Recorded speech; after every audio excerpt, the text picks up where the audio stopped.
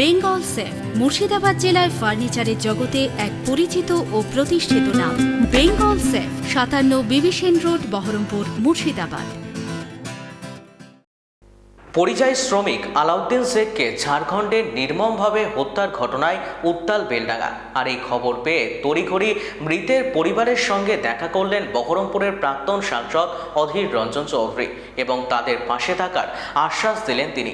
সঙ্গে তিনি এই সমস্ত ঘটনার পেছনে আরএসএস বজরং দলের ভূমিকা বেশি বলে দাবি করলেন তিনি। পাশাপাশি পশ্চিমবঙ্গ সরকারের কাছে দাবি করে বলেন এই পরিযায়ী শ্রমিকদের জন্য আলাদা একটি মন্ত্র করা হোক যাতে তারা সঠিক সুবিধা পায়।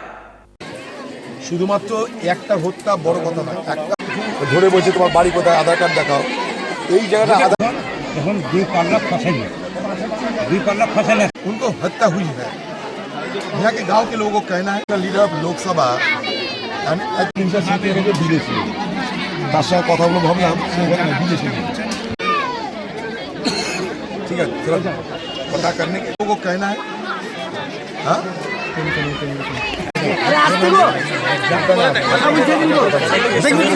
আমার বক্তব্য হচ্ছে যে আমাদের এই রাজ্যে এবং বিশেষ করে মুর্শিদাবাদ জেলায় লাখে লাখে পরিযায়ী শ্রমিক আছে।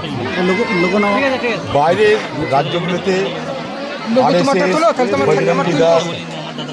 বজরঙ্গি দল যারা করে, আরএসএস বজরঙ্গি বালারা, ঠিক আছে, বিশ্ব হিন্দু পরিষদ, এইসব লোকরা ওখানে যাদের নিজস্ব ক্যাডার আছে, বিশেষ করে বজরঙ্গি যারা করে, বজরঙ্গি দল যারা করে, আমি যেটা দেখেছি, ঠিক আছে।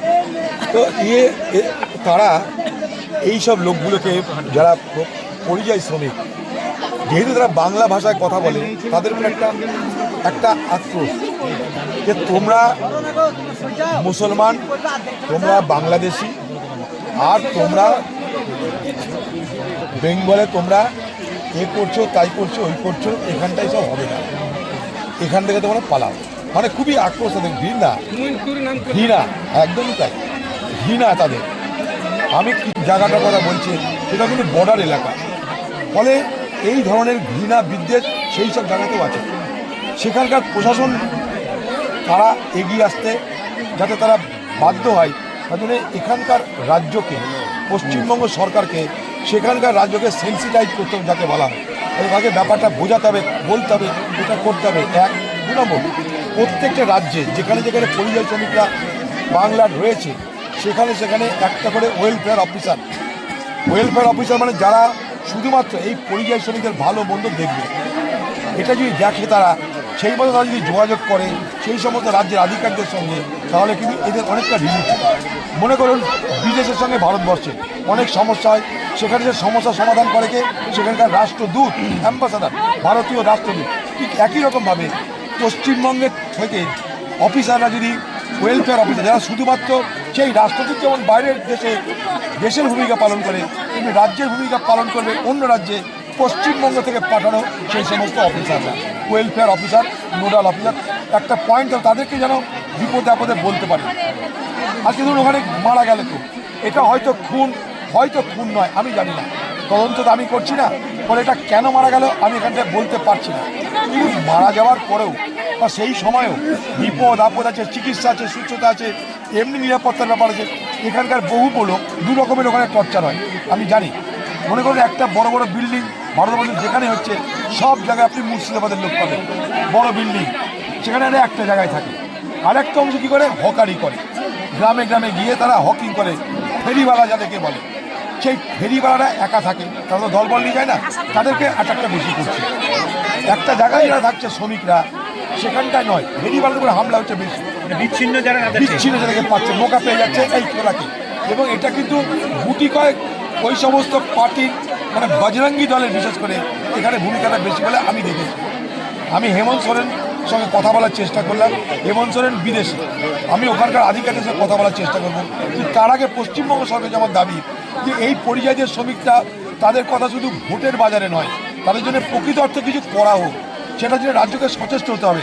একটা আলাদা মন্ত্রী করা হোক, শুধুমাত্র এই কারণটা কি জানেন, আজকে পশ্চিমবঙ্গের বাইরে থেকে লক্ষ লক্ষ পরিযায়ী শ্রমিক, তারা যেটা রোজগার করে সেখানে তারা খরচ করে না, এখানে পাঠায়।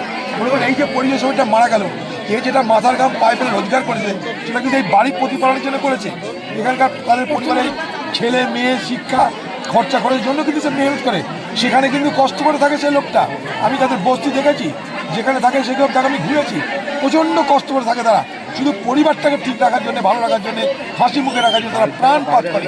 কোনো হারামের পয়সা খায় না তারা, মাথার ঘাম পায়ে ফেলে দক্ষতা পরিচয় দিয়ে তারা রোজগার করে।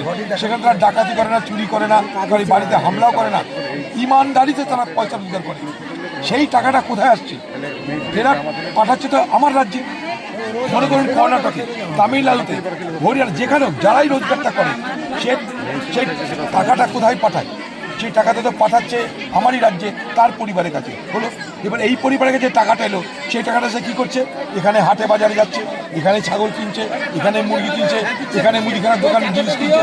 তাহলে কী হচ্ছে? আমার রাজ্যের ইকোনমিটা বাড়ছে, আমার রাজ্যের আর্থিক বৃদ্ধি হচ্ছে। তার মানে দাঁড়াচ্ছে আমার রাজ্যকে তার কোষাগারে অর্থ প্রদান করছে এই পরিযায়ী শ্রমিকরা, তাদের মাথার ঘাম পায়ে ফেলে বাড়িতে রোজগার করিয়ে। সেই জায়গাটায় রাজ্যের ভূমিকা কী? একটা পরিচয়পত্র দিতে পারে না। এদেরকে বেশিরভাগকে বাংলাদেশি বলে বারবার disturb করা হচ্ছে। যদি পরিচয়পত্র থাকে তাহলে সেটা দেখে বলতে পারেন এটা আমি এই আমার। বেঙ্গল সেফ মুর্শিদাবাদ জেলায় ফার্নিচারের জগতে এক পরিচিত ও প্রতিষ্ঠিত নাম। Bengal safe 57 বিবিসেন road, Baharampur, Murshidabad.